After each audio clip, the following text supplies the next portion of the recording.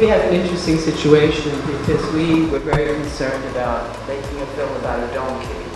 And so people say, oh, it's a donkey movie, ha ha ha, right? So, but actually, and we were concerned about getting the right visibility. So one of the things that came up was having a star like Isabelle Huppert, who would actually give us a little extra that's visibility, if you will.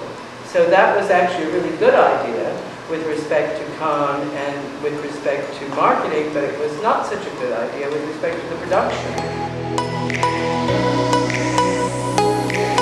Life Freedom, and it says our Iran in the front, and in the back is Mahsa Amini, which was a 22-year-old very young girl that was killed by the Islamic government in Iran because of not wearing her hijab properly. She was wearing it, it was just not proper to their idea. So, which is so difficult, and I think we all have the responsibility, you know, living in this country, having the freedom to talk about it is a privilege, and we should definitely use it and get help from anywhere and however we can. And I believe in the people of Iran so much, their strength, their power, and their bravery. I know that they're going to win the whole thing, and victory is very close. What documentaries are, they're an opinion. And what you're trying to do with your opinion is get people to believe in your vision of what you're saying.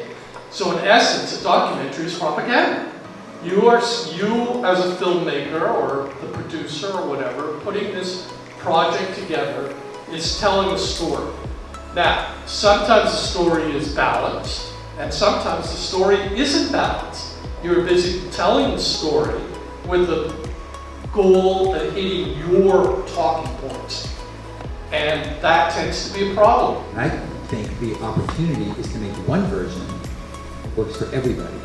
And if you create and craft movies that way, think about not only the worldwide cultural impact you can have, but the money you can make. So to me, it's one movie that plays to the entire world. That is what I think would be.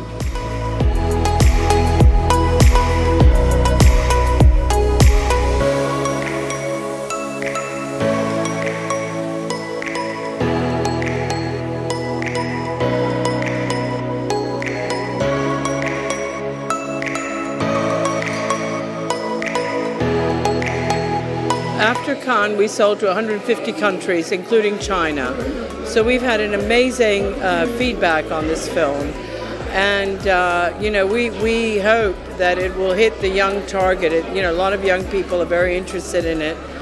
So what is the future of this film? The future of this film is getting a message across about animals, and it's also getting a message across about a different kind of filmmaking.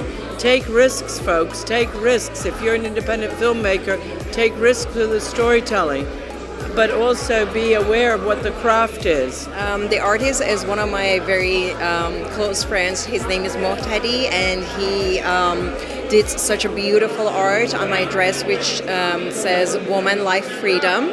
Our Iran in the front, and also in the back has Mahsa Amini's name, which was the 22-year-old woman that was killed by the Iranian government in Iran, which brought the whole awareness to the whole world and all the revolution that is happening with all the Persian women and men in Iran right now.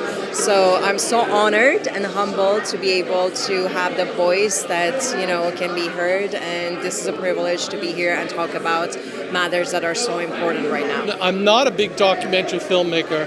I was driven to make this story because my daughter was murdered by a suicidal driver in 2010. And it brought an awareness to me about how dangerous the road was. Being a storyteller and a filmmaker, I figured the best way for me to do something was to do that.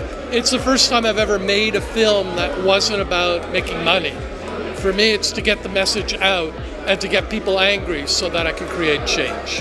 You see, I think what's interesting about these panels is it doesn't matter how the panel was for me, because I think one of the first lessons of filmmaking or performing is know your audience. So my hope is that it inspired at least one person in the audience to do something they wouldn't have done before they came. I was very lucky. I wanted to be a producer since I was a little kid. I always knew. I got a great job out of college, and I've been producing movies ever since, and I am as excited or more excited when I wake up today as I was from the beginning. I just want to make great movies and entertain people all over the world. And now, as we talked about in this panel, I want to make movies that appeal to people all over the world.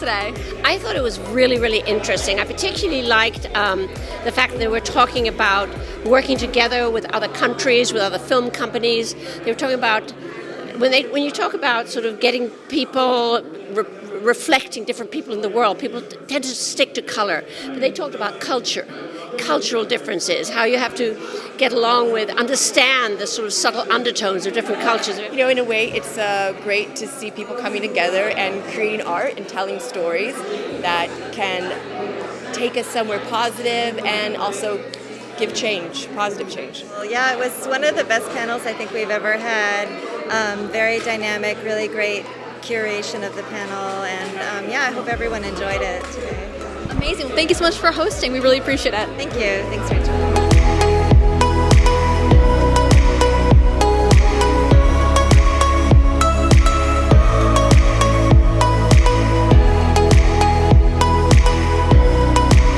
You guys have been amazing. I have loved talking to you. I hope everybody here enjoyed listening to them.